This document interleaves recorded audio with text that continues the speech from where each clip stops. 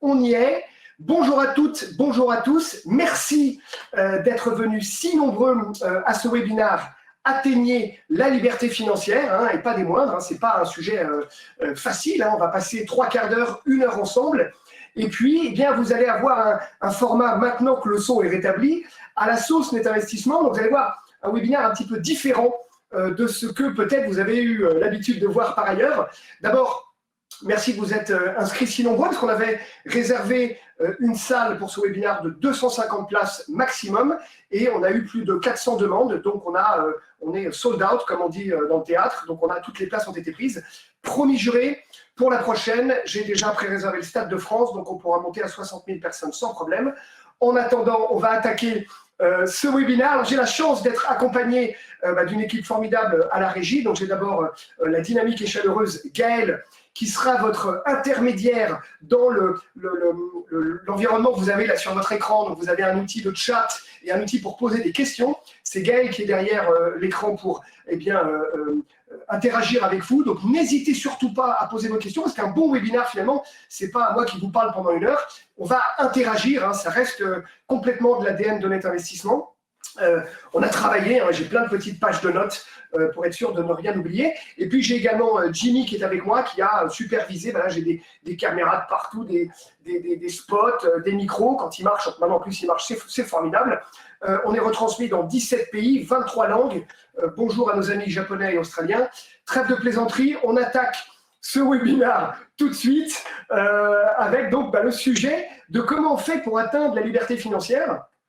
Vous allez poser donc vos questions dans le chat et puis on y répondra tout au fil de cette petite heure qu'on va passer ensemble, et on se laisse quand même un bon gros quart d'heure à la fin pour pouvoir échanger ensemble. Alors, pour commencer ce webinaire, finalement, je pense que ça serait bien de donner un peu la définition de ce que c'est que la liberté financière, parce que c'est assez subjectif, je dirais c'est presque relatif, cette notion de liberté financière. Pour certains, la liberté financière, c'est de pouvoir habiter où on veut ou de ne plus avoir besoin de travailler pour de l'argent. Pour d'autres, ça peut être synonyme de pouvoir acheter tout ce qu'on veut, d'être un consumériste matérialiste poussé à l'extrême. Pour d'autres encore, la liberté financière, c'est paradoxalement atteindre une forme de frugalité de vie et aller élever des chèvres dans le Larzac, faire du lait et vivre plus modestement. En tout cas, tiens, commençons par ça. Dites déjà dans l'onglet de chat ou dans les questions, partagez avec nous quelle est votre propre définition de la liberté financière. Pour vous, c'est quoi finalement la liberté financière?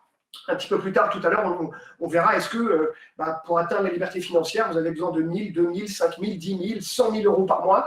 C'est vous qui nous donnerez vos propres perceptions de la situation, et puis on le partagera avec vous. J'en profite aussi, tiens, pendant que j'y pense, il y a des questions qui vont apparaître là sur le fil. S'il y en a une qui vous plaît, s'il y en a une que vous trouvez pertinente, mettez il doit y avoir un petit pouce ou un petit like, parce qu'en fait, plus vous êtes nombreux à être intéressé par une question, ça la fait remonter, et puis Gaëlle, comme ça, peut l'identifier et peut me la soumettre. Donc voilà, posez vos questions exprimez votre point de vue sur ce que c'est pour vous que la liberté financière, mais pour commencer véritablement ce webinaire, alors on a peut-être une question qui arrive, je vois que Gaëlle lève la main, mais pour commencer, le point le plus important, vraiment le point le plus important, c'est ce qu'on appelle les croyances limitantes. J'en parle souvent lorsque j'aborde ce sujet dans les vidéos sur YouTube ou avec les clients. Notre cerveau a une capacité incroyable à nous limiter et à nous convaincre que ça n'est pas possible, à nous convaincre qu'on n'y arrivera pas, à nous convaincre que ça c'est pour les autres, mais que moi j'y ai pas droit. Alors ça vient de notre éducation, ça vient de la manière dont malheureusement le rapport à l'argent est transmis à l'école, peut-être parfois dans un contexte familial, mais on va avoir énormément de freins psychologiques, de barrières psychologiques, et finalement, ce qui est complètement dingue, c'est que la liberté financière peut être atteinte, c'est atteignable, c'est un objectif atteignable, mais nous sommes notre premier point bloquant et de loin le plus fort. Je dis souvent à mes enfants, vous êtes votre seule limite. Vous êtes votre seule limite. C'est-à-dire, c'est vous qui fixez les limites complètement irrationnelles en vous disant, j'y arriverai pas, c'est pas possible, c'est trop compliqué, ou mais comment veux-tu épargner, j'arrive pas à épargner 300 euros par mois. On va se trouver tout un tas de bonnes raisons de ne pas faire ou de bonnes raisons de se trouver des excuses pour ne pas faire. Véritablement, comme introduction à ce webinaire, dites-vous bien que l'importance du cerveau, ce qu'on appelle en anglais le mindset, la manière dont votre cerveau va vous tordre, va vous convaincre que vous n'êtes pas capable de faire certaines choses, alors qu'en fait, vous êtes votre seule limite. Il y a une petite anecdote qui me vient là comme ça, parce que moi j'aime bien les anecdotes. Il y a un film avec cet acteur qui s'appelle, je crois, Ahmed Silla, qui raconte l'histoire vraie d'un jeune qui est manifestement pas très sportif et qui veut demander sa petite amie en mariage, et elle lui dit en rigolant, je t'épouserai le jour où tu graviras l'Everest. Donc c'est un film que je vous invite à voir, c'est une comédie française, mais c'est tiré d'une histoire vraie. Et le mec l'a fait en fait. Le mec n'était pas sportif, il était épais comme un cure-dent. Eh bien, il est allé gravir l'Everest, et une fois arrivé au sommet de l'Everest, il s'est pris en photo. Alors, je ne me souviens plus de la suite de l'histoire, mais j'imagine que sa petite amie l'a épousé. En fait, le type n'était pas a priori prédisposé, en tout cas physiquement, à faire l'Everest, mais mentalement, il s'était dit, je vais gravir l'Everest, je vais aller monter au sommet de l'Everest pour prouver à ma petite amie que je l'aime et que je suis capable de faire des choses extraordinaires. Elle est là un peu la métaphore, la parabole des croyances limitantes dans la quête de la recherche de la liberté financière. Premier point bloquant, vraiment, et vous êtes le seul élément déterminant de ce changement. C'est ça qui est vraiment génial. Pensez bien que vous êtes votre seule limite et que donc, libre à vous de bloquer ou de débloquer votre capacité. Petit sondage, je crois que le sondage est lancé. Gaël me fait un oui de la tête. Finalement, pour vous, à partir de combien, finalement, on atteint cette liberté financière? Donc, je crois que Gaël vous propose plusieurs réponses, donc 2 000, 5 000, 10 000. Amour et eau fraîche, peut-être même pour certains. Je vous laisse quelques instants, justement, pour interagir avec moi et me faire remonter cette information. Là, on est 150, 200, 250, tous ensemble, là. Qu'est-ce que ça donne pour vous de votre côté? C'est quoi le chiffre psychologique ou l'objectif que vous rêveriez d'atteindre pour aller viser justement cette liberté financière? Alors, je vois que ça mouline. Bonjour à tous. Alors oui, effectivement, on a pas mal de réponses. Notamment, on a 21 réponses sur 5 000 €. Et après, on continue sur 10 000, 2 000, etc. Et on a aussi effectivement... Ah oui, même dans le chat, vous nous dites 5 000 € par mois. Donc, vraiment bien. Et on a aussi pas mal de réponses par rapport à ta question, Karl, sur qu'est-ce que c'est la définition de la liberté financière pour tout le monde. C'est surtout ne pas travailler pour de l'argent, forcément, mais c'est aussi s'acheter et s'offrir tout ce qu'on veut quand on veut, aller et voyager où on veut quand on veut. Donc, il y a beaucoup de réponses comme ça et aussi ne dépendre de personne. Merci pour ces partages. En fait, c'est hyper intéressant parce que finalement, vous reflétez les rêves, les aspirations, j'allais dire des Français, mais je pense des êtres humains, ou en tout cas, on va dire des Occidentaux. 5 000 € par mois, déjà, c'est une belle somme d'argent. C'est quand même une belle somme d'argent. Alors, être libre financièrement, ça ne veut pas dire être riche. Moi, je pense que quand on est libre financièrement, d'abord, on est riche dans le cœur. Parce que la plus grande des richesses dans la vie, c'est celle d'avoir le temps de pouvoir avoir le choix. Et vous l'avez dit finalement dans vos commentaires, c'est ne plus avoir forcément besoin de travailler pour de l'argent, mais c'est aussi voyager. Alors, acheter des biens de consommation, on va en reparler, parce qu'évidemment, je le comprends, je comprends que vous ayez envie d'acheter des biens de consommation, mais on va se rendre compte que dans la phase de création de capital ou de mise en place de la stratégie pour atteindre la liberté financière, eh bien, on va être un peu tenté souvent d'aller dépenser ces sous, peut-être de manière non optimisée, pour cet objectif d'atteinte de liberté financière. Toujours est-il que la liberté financière ne veut pas forcément dire être riche, mais ça veut dire surtout être libre, donc libre de ses choix, libre de travailler ou pas. Je vous rappelle qu'on peut continuer à travailler pour le plaisir de s'enrichir intellectuellement, pour le plaisir de participer, de collaborer avec d'autres êtres humains à la construction d'un projet. C'est aussi merveilleux et ça enrichit considérablement le cœur et l'esprit.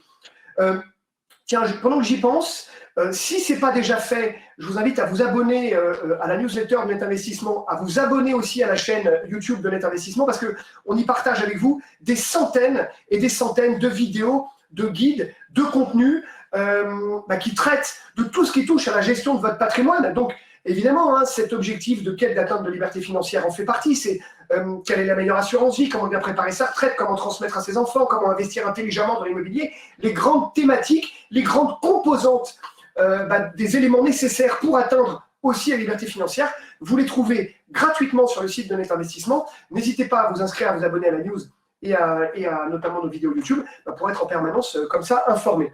Alors, on rentre maintenant dans véritablement la première partie de ce webinaire avec les fondamentaux. Les fondamentaux, en fait, il y a des règles un peu mathématiques, des règles clés quand même, parce que puisqu'on parle de liberté financière, on va quand même parler de chiffres à un moment donné, et les maths ne trompent pas, et on va voir ensemble les composantes, les éléments importants pour fabriquer les éléments de la réussite de l'atteinte de cette liberté financière.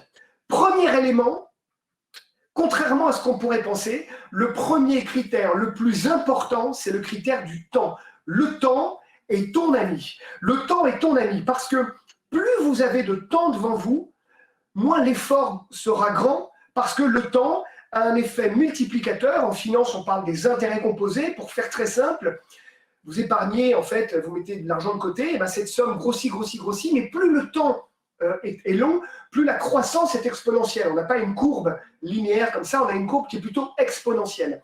Donc le temps est vraiment le paramètre le plus important, ce qui m'amène à vous dire que évidemment, si vous me dites que vous voulez être libre financièrement dans 2 ans, il va falloir envoyer du pâté, comme on dit. Donc, le plus important, c'est de disposer du temps et donc de s'y prendre le plus tôt possible. C'est beaucoup plus facile, paradoxalement, de viser un objectif d'atteinte de liberté financière quand on a 25 ou 30 ans que quand on a 55 ans et qu'il nous reste quelques années seulement de travail pour pouvoir capitaliser.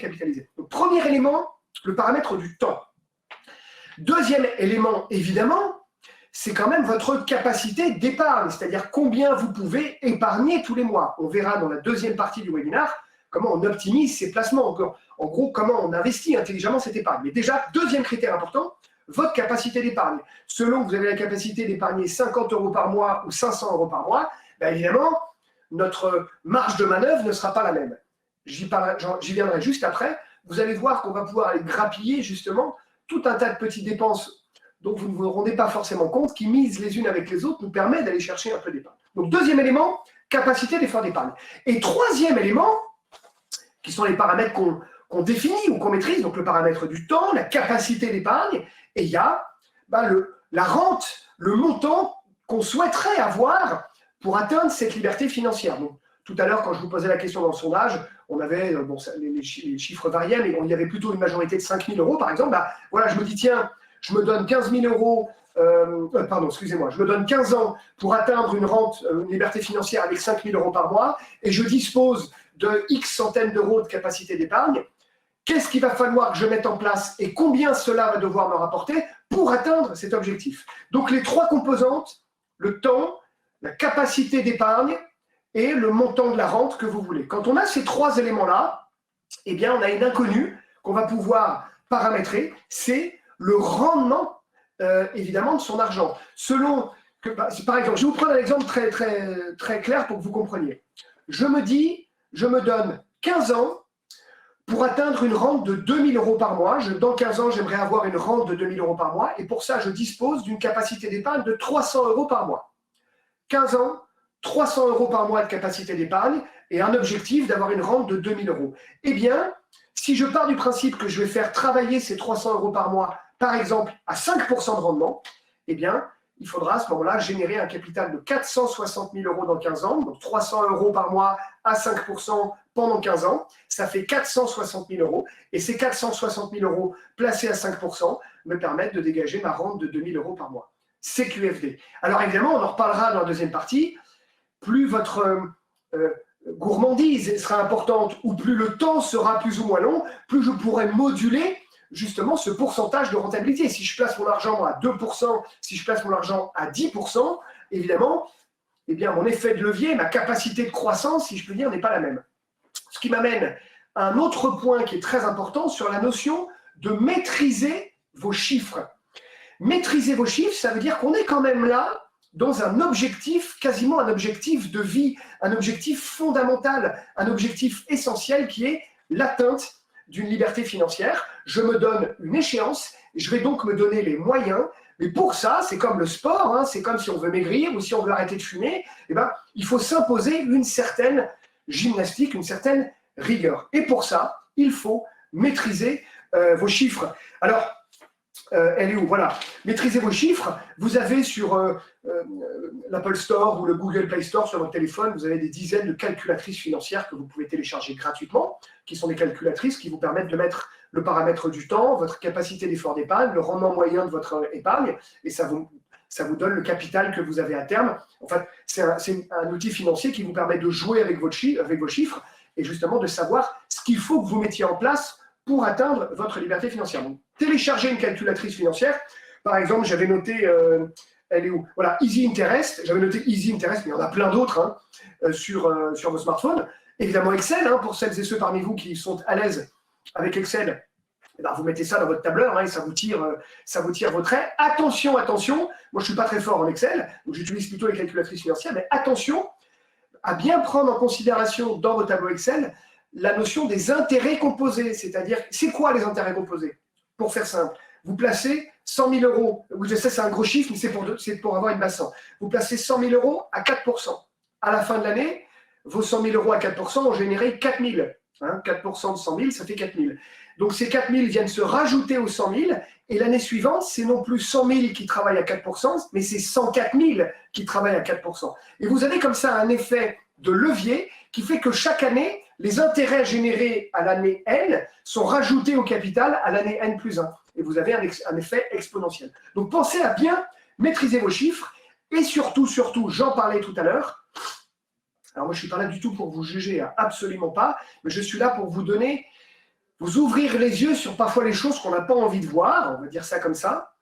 Si vous étudiez au conditionnel la totalité de vos petites dépenses, les abonnements pour des petits jeux sur vos téléphones, les cigarettes si vous fumez, la énième paire de chaussures ou le énième pantalon ou le énième manteau que vous achetez parce qu'il est à la mode, vous allez vous rendre compte que vous avez un décalage entre cet objectif que je dirais de vie, un objectif prioritaire de vie qui est l'atteinte de la liberté financière, parce que c'est fort, mais n'oubliez pas, c'est atteignable, vous êtes votre seule limite, n'oubliez pas ça, et toutes les sollicitations du quotidien en permanence pour consommer. Alors c'est très bien de consommer, la question n'est pas là, mais qui dit consommer dit allouer un budget à un investissement, allouer un budget, lapsus, à une dépense, donc à une dépense d'un passif, et non pas à un investissement qui serait un actif.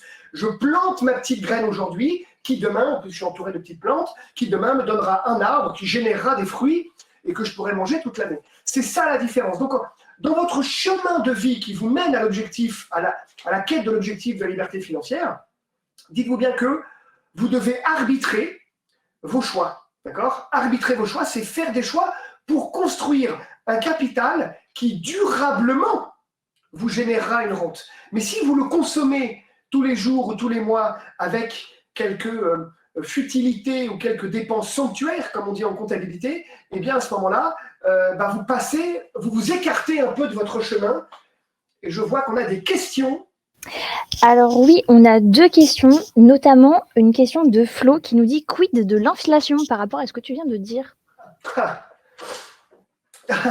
Alors, Flo, bravo. Alors, je ne sais pas si c'est Florent, Florian, Florence. Bon, Flo, bravo pour ta question, parce que ça, typiquement, ça c'est typiquement à l'image du manque, selon moi, d'éducation financière qu'ont les Français.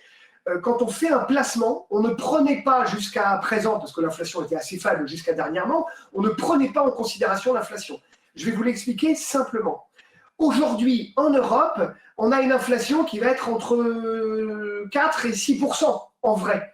Plus de 8 à 10% aux États-Unis. Ça veut dire quoi? Ça veut dire que si je place mon argent à 5% et que j'ai 5% d'inflation, je n'ai pas gagné d'argent. J'ai juste compensé l'inflation. Qu'est-ce que je suis en train de dire? C'est que si vous placez votre argent sur un fonds euro à 1%, vous perdez de l'argent. Alors c'est une perte, elle est pernicieuse, elle est vicieuse parce qu'on ne la perçoit pas tous les jours. Hein. C'est pas que votre euro, votre ligne d'euro, elle réduit. C'est son pouvoir d'achat, c'est sa valeur intrinsèque sur le marché qui elle perd. Donc, il faut effectivement, dans la construction de sa stratégie. C'est aussi à ça qu'on sert, nous, chez Net Investissement. Nous, on a des chefs de projet patrimoniaux partout en France qui accompagnent les clients et les Français dans la construction de leur patrimoine et pourquoi pas vers cet objectif d'atteindre la liberté financière. Mais depuis une année, on intègre quand même dans notre panier d'ingrédients la composante qui change considérablement la donne de l'inflation. 4, 5, 6% peut-être d'inflation demain. Ça veut dire qu'il faut qu'on prenne en considération le fait que si on ne génère pas des rendements supérieurs à l'inflation, eh bien, je ne génère pas, comme on dit en finance, d'alpha. L'alpha, c'est la surperformance, la valeur ajoutée. Donc, c'est une vraie composante pernicieuse et vicieuse. Je crains en plus, malheureusement, que l'inflation s'installe pour une durée, en tout cas, moyenne, peut-être même longue. Donc, il faut vraiment prendre ce paramètre en considération. On le verra dans la deuxième partie du webinaire. Comment on va chercher la performance? Mais clairement, si je vais chercher des produits à 1, 2 ou 3% de rendement, je suis navré de le dire, mais on perd de l'argent. Donc, j'ai placé mes 100 000 à 3%, mais j'ai 5% d'inflation, je suis en perte de 2%. Je suis en perte de 2 000. C'est un calcul un peu binaire, mais c'est important de le prendre en considération. Autre question? On a une autre question de Baptiste qui nous dit « Mais Karl, le temps que tu nous proposes pour atteindre la liberté financière est très long. Comment font les influenceurs et les youtubeurs pour nous proposer d'atteindre la liberté financière en quelques années, voire quelques mois, en gagnant 1 500 € par mois ?» Ouais. Alors, je vous propose, donc je vais vous vendre pour 500 € une formation payante où je vous dis qu'en ne faisant rien, vous allez devenir milliardaire et regarder Netflix toute votre vie. Écoutez, ça, je vais vous dire comme je le pense. Eux gagnent à 100% l'argent de votre carte bancaire, ça c'est certain, et ils vous remercient. Maintenant, il faut bien qu'on se dise les choses, mon cher Baptiste. On n'atteint pas la liberté financière rapidement, sauf si tu as 25 000 € de capacité d'effort d'épargne mensuel. Auquel cas, peut-être que tu n'as pas besoin de nous. Quoique. Mais trêve de plaisanterie, je suis un peu cynique parce que ces youtubeurs font beaucoup de mal à l'être humain en lui donnant de fausses espérances. Je ne dis pas que ça n'est pas atteignable, je dis que tu ne peux pas aller plus vite que le temps. Il te faut du temps pour construire ton patrimoine. Évidemment, c'est un ratio de capacité d'épargne. Si tu as des milliers d'euros de capacité d'épargne, le problème ne se pose pas. Mais ces youtubeurs dont tu parles promettent des revenus passifs, promettent des rentes passives en vendant sur Amazon, FBA, ou en faisant des livres sur Amazon Kindle, ou en vendant des formations sur YouTube. Ça nécessite beaucoup de travail, et croyez-moi, pour générer l'automatisation de 1 500, 2 000 € par mois, que ce soit de l'investissement immobilier ou de la mise en place de mécaniques financières qui génèrent de la rente, ça prend du temps. Donc c'est faisable, mais s'il vous plaît, sortez-vous de la tête le côté devenir riche rapidement. Il y a un paradoxe, ça n'est pas vrai. Si vous voulez devenir riche rapidement, allez jouer au PMU, là, aux courses de chevaux, vous avez une chance sur 1 million de gagner, là, gagnez rapidement. Mais sinon, on ne peut pas aller plus vite que le temps, mais c'est faisable, c'est atteignable. Si vous avez moins de 45 ans, vous avez le temps devant vous pour atteindre la liberté financière. Libre à vous de vous en donner les moyens au sens propre. Je vais choisir mes actions, je vais choisir je vais faire mes choix entre dépenses un peu futiles, sans porter de jugement sur les dépenses, mais bien un énième manteau n'est pas nécessaire, c'est pas forcément peut-être nécessaire, ça vous fait plaisir, mais est-ce que je ne pourrais pas la réaliser différemment? Mais gare à ces pièges de ces youtubeurs qui vous font beaucoup de mal parce qu'ils vous font évidemment, ça fait rêver, hein, ça fait rêver. Gagner 2 000 € sans rien faire en claquant des doigts, oui, moi j'ai essayé, ça tombe pas malheureusement. Bon. Donc non, ça ne marche pas comme ça. Mon cher Baptiste, je suis désolé, on va y arriver, on va le faire ensemble, mais ça ne se fera pas d'un coup de cuillère à peau. Ma chère Gaëlle, est-ce qu'on a d'autres questions? Oui, on a une question de Sébastien. Hop, ça c'est terminé. Donc une question de Sébastien qui nous dit quels sont les produits indispensables pour atteindre la liberté financière. Sébastien, très bonne question. Merci, vous posez des super bonnes questions. Hein. Je veux bien que tu laisses ouvert, parce que comme ça je peux entendre Gaëlle. Et puis il fait chaud ici, hein, parce que j'ai des spots dans la figure, il fait chaud. Très bonne question. Et ça, mon cher Sébastien, on l'aborde dans quelques minutes. Je ne sais pas, quel est le temps là? On est à combien? Eh bien, on est à la moitié, donc parfait. Parfait, on est à la moitié. Oh, quel timing incroyable. Alors, juste avant, je vous avais promis un webinaire incroyable avec des surprises hallucinantes, des effets spéciaux que George Lucas et Steven Spielberg essayent vainement de nous piquer. Vous allez voir, c'est très, très impressionnant ce qui va suivre. Mais juste avant, Gaëlle vous glisse dans votre interface, là, un document PDF pour vous. C'est un document pour vous. C'est la to-do list, la checklist, les fondamentaux à respecter, toujours à l'ADN Net Investissement, donc avec un peu d'humour. N'oublions pas de ne pas être sérieux tout en étant sérieux. Il ne faut pas se prendre au sérieux quand même trop. Il ne faut pas oublier de rire un petit peu. Ça fait du bien, même pour atteindre la liberté financière. Donc, trêve de plaisanterie, Gaël vous a mis un PDF à votre disposition. Téléchargez-le et utilisez-le. D'accord? Utilisez-le. Vous allez mettre en place un travail, c'est un process que vous allez mettre en place pour atteindre cette liberté financière. Je vous avais promis. Ah, il y a une question. Alors, c'est pas une question, c'est pour que vous trouviez facilement le PDF. Donc, vous allez voir en bas, il y a écrit chat, questions, sondage, et il y a écrit apps pour les applications. Et là, il y a écrit, quand vous cliquez dessus, Handouts. Quand vous cliquez dessus, vous allez pouvoir trouver le PDF. Si vous ne le trouvez pas, n'hésitez pas à me le dire dans le chat. Merci Gaël pour cette précision. Donc voilà, transition, je vous avais promis une surprise. Eh bien, on est là pour parler de liberté financière, on est là pour parler d'argent. Donc là, je vous propose de changer de décor. On va aller dans mon parking à voiture. Allez, venez avec moi.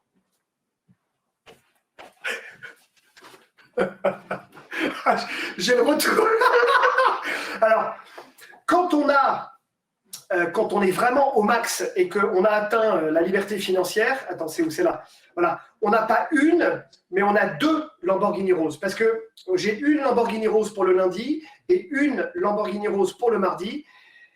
Et je me tâte à éventuellement en acheter une pour le mercredi. J'hésite. Bon, non, trêve de plaisanterie. C'était l'humour bling-bling d'une minute. Mais ça, mon cher Jimmy, moi, ça me va pas. Je ne suis pas du tout à l'aise avec cet environnement. Est-ce que tu aurais quelque chose d'un peu plus zen, un peu plus… Ah, voilà. Là, on est bien. Je me prendrais bien un petit cocktail, moi. Ah, parfait. Voilà, regardez ça. Tac, un petit cocktail. Magnifique. Ah oui, il fait bon. Il fait bon. Tiens, regarde, je te le rends. Merci beaucoup. Bon, donc, là, on est au bord de la mer. On est bien. Et nous, voilà, on a atteint notre liberté financière. Mais comment on a fait finalement pour atteindre notre liberté financière? C'est ce qu'on va voir dans cette deuxième partie du webinaire, un peu plus sérieusement. On a vu sur la première partie les fondamentaux, les critères fondamentaux, vraiment les éléments importants de mathématiques. Maintenant, on va rentrer dans le détail et je vais répondre à la question de Sébastien en même temps sur, eh bien finalement, concrètement, dans quoi je dois investir. Alors, il existe évidemment des centaines et des centaines de solutions de placement et de support. Il y a des fondamentaux, puis il y a des choses complètement loufoques ou farfelues. Mais on va commencer, je vais me concentrer sur les fondamentaux et je ne vais pas vous surprendre en vous disant qu'il y a 2 blocs. Il y a 2 blocs principaux pour atteindre la liberté financière. Tout ce qui touche aux produits financiers, les placements financiers, les valeurs mobilières, vous les appelez comme vous voulez. Alors, l'assurance vie, les comptes titres, le PEA, la bourse, les fonds euros, les produits structurés. Je vais en parler un petit peu. Et puis, vous avez tout le bloc immobilier. Et dans l'immobilier, il y a plein de choses. Il y a énormément de solutions. Mais je voudrais commencer par l'immobilier parce que j'en ai pas assez parlé dans cette prise de parole depuis que j'ai commencé avec vous tout à l'heure. L'effet de levier, la dette, s'endetter, est le meilleur moyen de créer de la valeur. L'endettement, le crédit, comme on dit, le crédit immobilier, c'est la meilleure façon de vous enrichir. Parce qu'en gros, vous créez de la valeur, vous créez du patrimoine, vous créez du capital avec de l'argent que vous n'avez pas par essence, puisque c'est la banque qui vous le prête. Donc, Dieu merci, notre système bancaire français nous protège et nous limite, nous cantonne à seulement 33-35% d'endettement au maximum. Mais allez-y à fond, utilisez à fond l'effet de levier du crédit. Endettez-vous au maximum. La loi nous protège pour éviter le surendettement, mais endettez-vous au maximum pour acheter et investir dans l'immobilier. Pour faire très simple, parce qu'il y a une multitude de solutions, il y a la location nue, la location meublée, soyez très vigilants sur, là encore, les types sur Internet qui vous promettent des rentes passives ou des revenus passifs avec l'immobilier. Ce qu'ils oublient de vous dire, c'est que pour atteindre non seulement un autofinancement dans l'immobilier, mais générer un revenu supérieur au montant du crédit, vous devez faire des investissements avec des niveaux de rentabilité de 12 à 15%. Et pour atteindre 12 à 15% de rendement dans l'immobilier, il y a 2 règles. Soit il faut investir dans des zones où le foncier n'est pas cher, donc j'ai un risque locatif qui est fort, réel et sérieux, au-delà du fait que j'ai une profondeur de valeur foncière qui est un peu relative. Et surtout, le deuxième, c'est que vous allez devoir tout gérer. C'est-à-dire, évidemment, vous ne passez pas par d'agence, vous faites vous-même les travaux, vous gérez vous-même les départs de locataires, vous réparez vous-même le ballon d'eau chaude, vous refaites vous-même le joint de la salle de bain, et j'en passe. Donc, c'est très chronophage. Soyons réalistes, l'immense majorité d'entre vous, la quasi-totalité d'entre vous, vous êtes des actifs. Les gens qui regardent ces vidéos sur YouTube sont des actifs. Et ce qu'on ne leur dit pas, c'est que mes chéris, pendant que vous travaillez, vous n'avez pas le temps de vous occuper de la gestion et de l'entretien de votre parc immobilier. Donc, faites attention à ce piège aux alouettes quand même, de ce fantasme ou cette allégorie de la rente passive, des revenus passifs sur l'immobilier. Je ferme la parenthèse. Donc, bloc immobilier, règle d'or numéro 1, endettez-vous, endettez-vous, endettez-vous.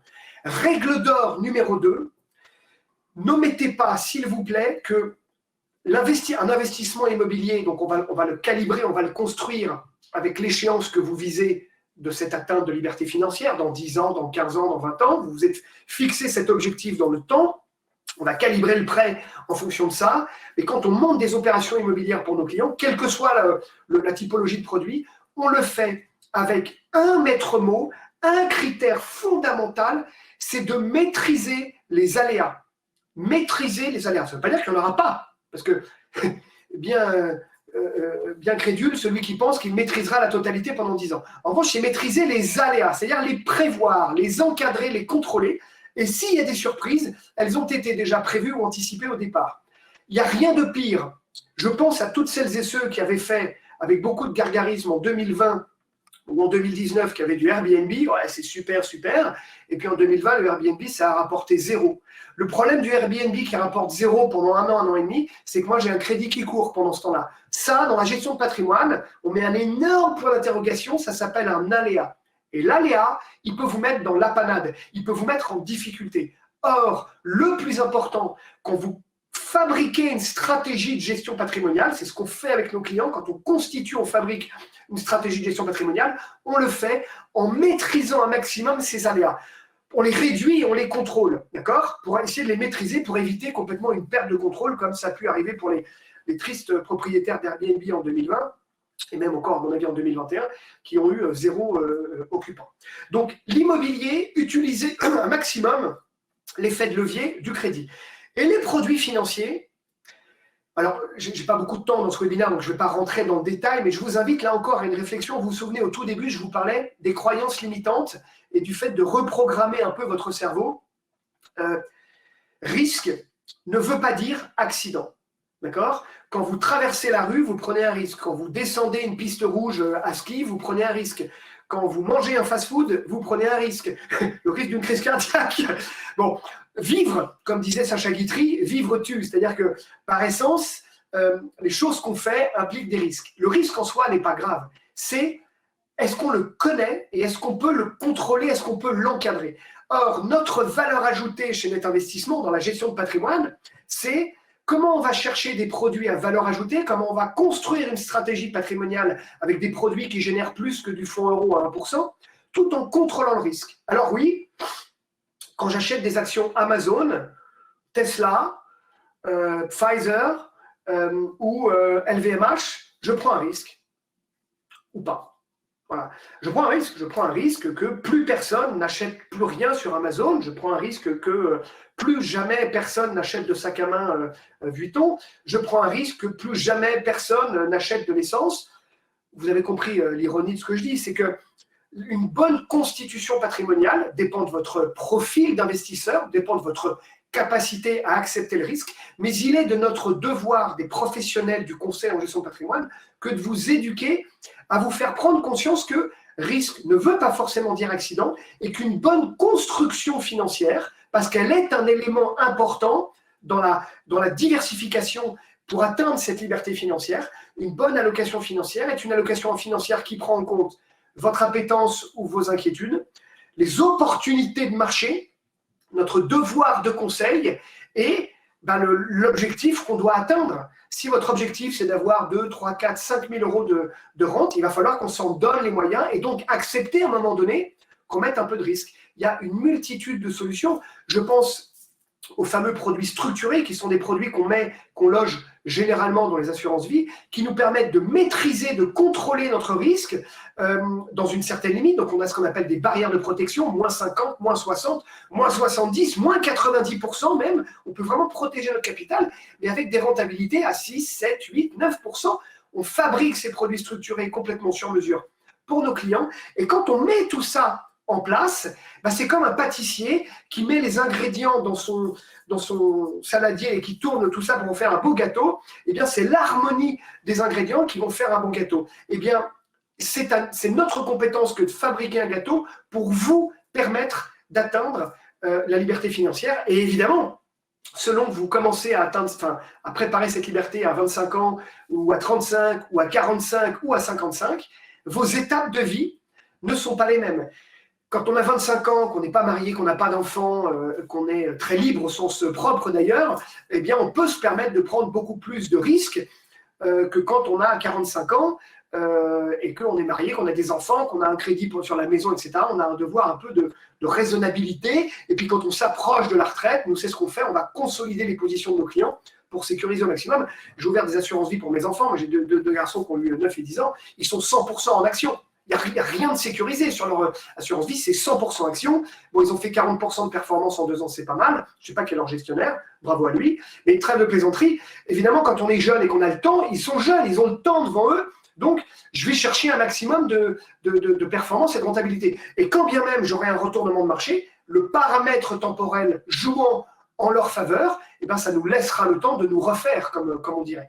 Alors que si je suis déjà avancé dans la vie, que j'ai déjà des engagements financiers par ailleurs, je vais devoir composer avec ce meilleur compromis entre l'inflation dont on parlait tout à l'heure et les besoins, les attentes que j'ai pour ma liberté financière. Tiens, petit sondage. Quel est le placement ou l'investissement qui finalement vous intéresserait a priori le plus de prime abord?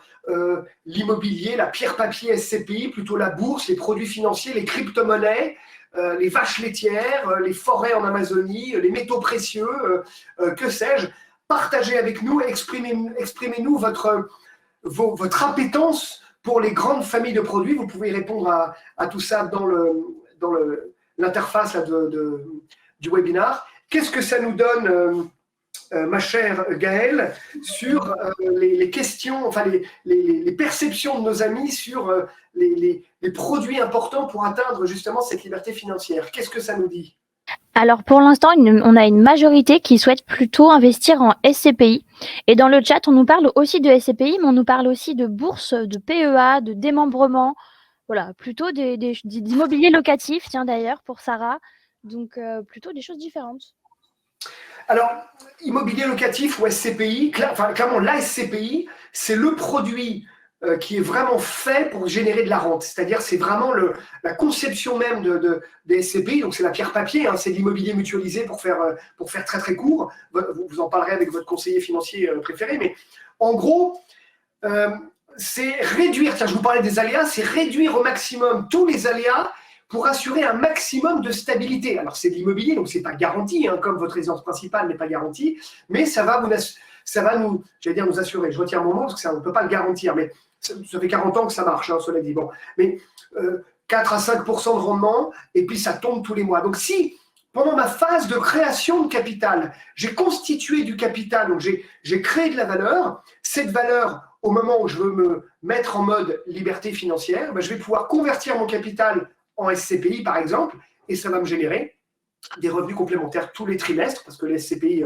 versent leur loyer trimestriellement, et ça va m'assurer un maximum de stabilité, un maximum de pérennité. Et finalement, si je rembobine un peu notre discussion, la liberté financière, c'est d'abord et avant tout une quête de stabilité. Je ne veux plus me prendre la tête, je ne veux plus avoir à y penser, je veux pouvoir m'occuper des choses qui vibrent dans mon cœur, et pour ça, je veux une certaine stabilité. La SCPI, ça offre ça. La bourse va nous... Alors, en revanche, la SCPI, ça va être, entre guillemets, que 4-5% de rendement, ce qui est très bien, mais je ne pourrais pas avoir du 7, 8, 9, 10% de rendement.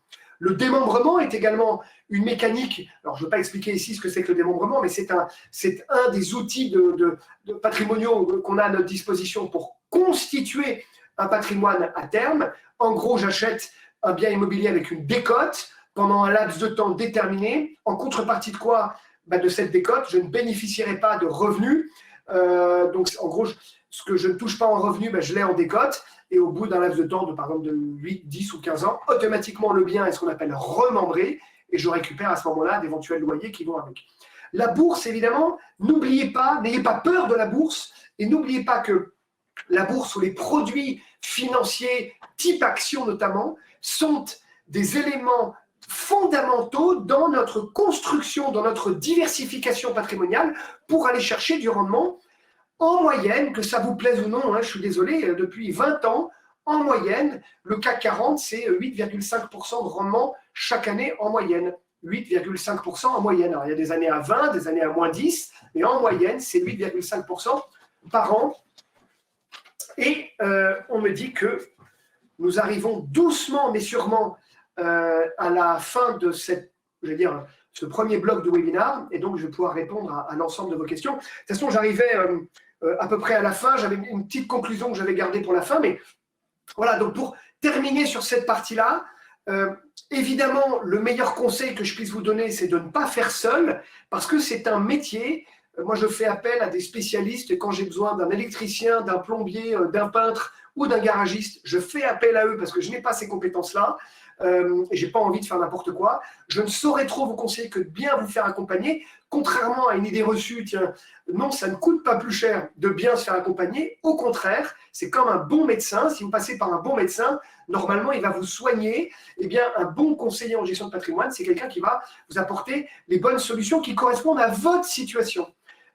Si vous ne l'avez pas déjà fait, je vous l'avais dit tout à l'heure, abonnez-vous à notre newsletter Net Investissement, abonnez-vous à la chaîne YouTube, parce que ça vient nourrir aussi votre connaissance, et puis ça vient allumer comme ça dans vos esprits peut-être des thématiques, des types de produits auxquels vous n'aviez pas pensé, que vous ne connaissiez pas, et puis ça peut être aussi pour vous l'occasion de dire tiens, je ne connaissais pas cette mécanique, c'est intéressant.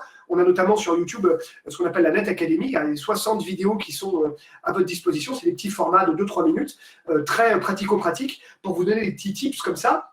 Et puis c'est l'occasion pour vous ensuite de pouvoir en parler avec votre conseiller en gestion de patrimoine préféré, vous disant tiens, j'ai entendu parler de ci, est-ce que c'est bon pour moi, comment ça fonctionne, et puis de construire une stratégie patrimoniale qui va vous permettre d'atteindre cette liberté financière.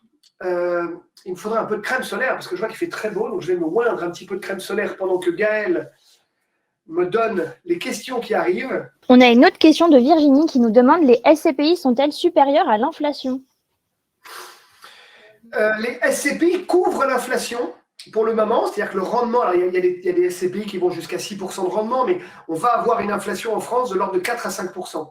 En revanche, parce que l'inflation dont on parle là, cette inflation qui est forte, elle est récente, ça fait 12 mois à peu près.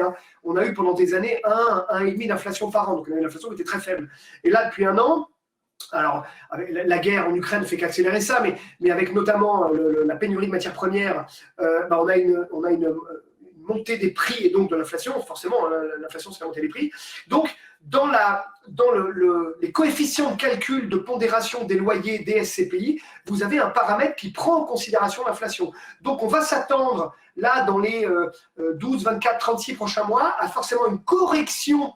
Alors, légère, ce ne sera pas 1 pour 1, mais on va avoir probablement une correction des loyers pour aller épouser une partie de cette inflation qui est importante.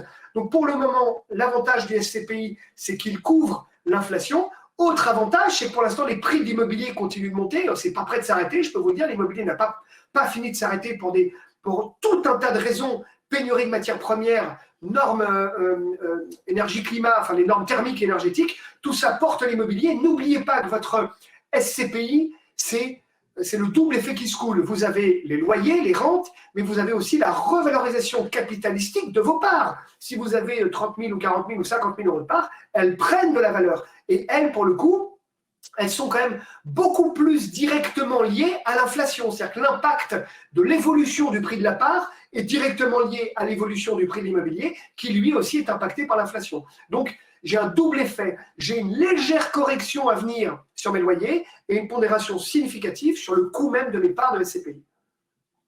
On a une autre question d'Elisa qui nous dit « Bonjour, investir dans l'immobilier, oui, ok, mais justement avec le 30% d'endettement, est-ce que le premier investissement ne me bloquera pas par la suite? Je pense notamment au fait d'être locataire depuis 15 ans, d'avoir une vieille bagnole que je devrais changer selon tout le monde. » Alors, bon, d'abord, tu dis un truc important, j'en ai pas parlé, parce que c'est un sujet un peu tabou, mais bon, je suis fou, j'y vais. C'est la résidence principale. Culturellement, historiquement, depuis toujours, on nous éduque, nos parents nous disent il faut être propriétaire de sa résidence principale, il faut acheter sa résidence principale. Et je pense personnellement que c'est une bonne chose que d'être propriétaire de sa résidence principale. Le problème, donc faites attention, à ce que je dis n'est pas l'alpha et l'oméga, c'est pas blanc ou noir, d'accord? Mais quand on achète sa résidence principale, et ben très souvent, on va se mettre au taquet de l'endettement. C'est-à-dire qu'on va, évidemment, on a envie d'acheter une belle maison, un grand appartement, enfin, on a envie d'être dans un endroit qui nous plaît.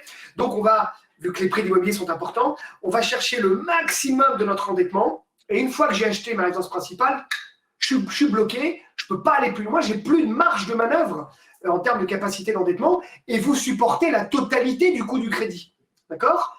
Sachant que 9 fois sur 10, et je parlerai du cas spécifique de Paris et de l'Île-de-France, mais 9 fois sur 10, vous louerez moins cher une surface équivalente que celle que vous allez acheter. D'accord? Ce que j'essaie de vous dire, c'est que aujourd'hui, en 2022, ça n'est plus forcément systématiquement une bonne chose que de s'endetter pour acheter sa résidence principale, qui en plus, je le rappelle, n'est pas considéré forcément comme un investissement actif, mais plutôt comme un investissement passif, parce qu'il ne vous rapporte pas l'argent, il ne fait que vous en coûter.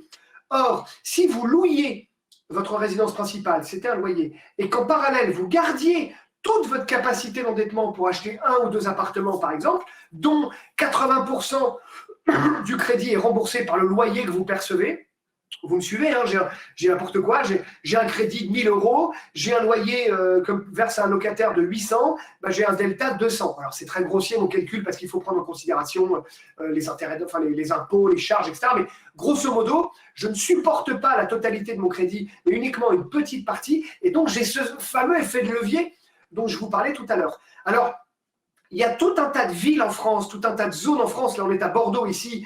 Donc, la périphérie de Bordeaux, la périphérie de Nantes, la périphérie de Rennes, la périphérie de Toulouse. Il y a encore des zones où je peux acheter encore à des prix acceptables. Les centres-villes de Bordeaux ou de Nantes, c'est une folie d'acheter à Paris. J'en parle même pas. À Paris, c'est… Je ne comprends pas les gens qui achètent aujourd'hui à 15 000, 17 000 euros du mètre carré. Je ne porte pas un jugement, je dis juste que ils pensent que ça va aller jusqu'où. C'est pas qu'on touche le plafond, c'est qu'on a le nez dedans, là, dans le plafond. Donc, vraiment, je pense que d'acheter à Paris ou dans la proche banlieue de Paris, on est au maximum du prix, du potentiel de prix. Là, le potentiel de plus-value est extrêmement limité. Et alors, je me suis, paf, endetté, tout ça pour acheter un appartement de 60 mètres carrés. Bon, est-ce que je louerais pas et que je me dégagerais, je garderais ma capacité d'endettement plutôt pour faire de l'investissement immobilier rationnel, pragmatique et objectif en province? Oui, mesdames et messieurs, il y a de la vie en dehors du périphérique, croyez-moi, et donc de faire des investissements en province avec des niveaux de rentabilité bien supérieurs, donc un temps optimisé pour l'atteinte de la liberté financière et un potentiel de plus-value plus important. Question. Alors, on va répondre à 2 dernières questions parce que le temps joue contre nous. Donc déjà, pour toutes les autres questions, n'hésitez pas à tout nous envoyer sur notre formulaire de contact. Je vous ai mis le lien dans le chat. Alors, pour les 2 dernières questions, on va commencer par la question de Ahmed qui nous dit « Et du coup, la crypto en 2022 ?» Alors, mon cher ami, c'est vrai que j'en ai pas parlé. Ça m'étonne même d'ailleurs que j'en ai pas parlé. Je vous disais tout à l'heure que finalement la bonne construction d'un patrimoine, la bonne mise en place de la strate doit composer une diversification. Ce n'est pas tout en immobilier ou tout en financier, c'est une diversification. Et je pense effectivement que d'avoir 2, 3, 4, 5% de son patrimoine et de sa capacité d'épargne investie en crypto-monnaie est une bonne chose. Les crypto-monnaies, c'est une nouvelle classe d'actifs. Alors, je ne vous l'apprends pas, je pense que si tu me poses la question, c'est que tu as conscience que très forte volatilité, mais on a des gains potentiels, hein, c'est 170% de gains chaque année en moyenne par an depuis 15 ans pour le Bitcoin. Je suis désolé, qu'on le veuille ou non. Alors, on peut faire du moins 50% dans l'année, hein, évidemment, mais en moyenne, c'est 170% par an. C'est la meilleure classe d'actifs tout actif confondu. Mais ça ne veut pas dire que c'est l'alpha et l'oméga et qu'on fonce. Non, non, non, non. Une petite partie dans une diversification patrimoniale peut avoir du sens. Les fondamentaux, hein, surtout, n'allez pas chercher les trucs farfelus, du Bitcoin, de l'Ether, des choses très fondamentaux, le top 10 des cryptos, une petite partie, et on les garde pour 3, 4, 5 ans, peut-être même 10 ans. Et on va les laisser mûrir, on va les laisser maturer comme un bon vin, comme un grand Bordeaux, et on les débouchera avec grande joie dans quelques années, et j'espère avec 1 ou 2 zéros de plus derrière. Mais on le fait dans une logique de diversification avec un objectif plutôt moyen et long terme. Pourquoi pas, dans une construction patrimoniale, d'en avoir une petite partie? Alors, on a une dernière question de Michael qui nous demande quel est le coût d'un CGP? Il n'y a rien de plus dangereux que l'automédication. Je me souviens, en 2020, l'éminent et le lumineux Donald Trump dire aux informations qu'il fallait boire de l'eau de Javel pour soigner le Covid. Bon, le malheur là-dedans, c'était complètement grotesque, mais c'est qu'il y a des Américains qui l'ont fait. Comment s'appelle-t-il, ce monsieur qui pose cette question? Michael, un bon CGP ne te coûtera pas d'argent. Un bon CGP doit te rapporter de l'argent. Il y a deux manières de rémunérer un CGP. Soit il te facture des honoraires, donc ça tu vois avec lui, et chacun facture des honoraires. Ce n'est pas notre cas chez Net Investissement, notre modèle économique n'est pas basé sur des honoraires. Notre modèle économique, elle est sur notre expertise et la globalité de l'accès qu'on a au marché. On a accès à tout le marché, et donc on va aller sélectionner la solution ou le panel de solutions qui te correspond pour atteindre l'objectif que tu nous auras fixé. Et c'est sur la vente de ces solutions-là qu'on va être rémunéré. Mais c'est des produits, dans l'immense majorité des cas, dont tu n'as pas forcément connaissance, mais surtout c'est la répartition du dosage, on va dire, dans chacun de ces produits-là, qui va nous permettre d'atteindre l'objectif qu'on va se fixer ensemble.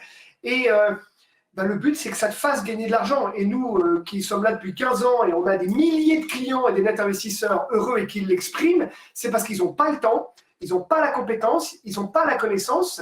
Et nous, on a le temps, la compétence, la connaissance, et on aime ce qu'on fait. Et comme on est indépendant, et j'insiste bien là-dessus, c'est qu'on n'est pas tenu de vendre tel ou tel produit, notre architecture ouverte est le garant d'une approche qui est objective pour les conseils. Nous, on a un intérêt, c'est que tu sois client chez nous, mais on a surtout comme intérêt, c'est que tu gagnes de l'argent. Si tu gagnes de l'argent, on a atteint notre objectif. Merci beaucoup pour ta réponse, Carl. Merci à tous. C'est passé super vite. J'espère que vous avez pris autant de plaisir que moi.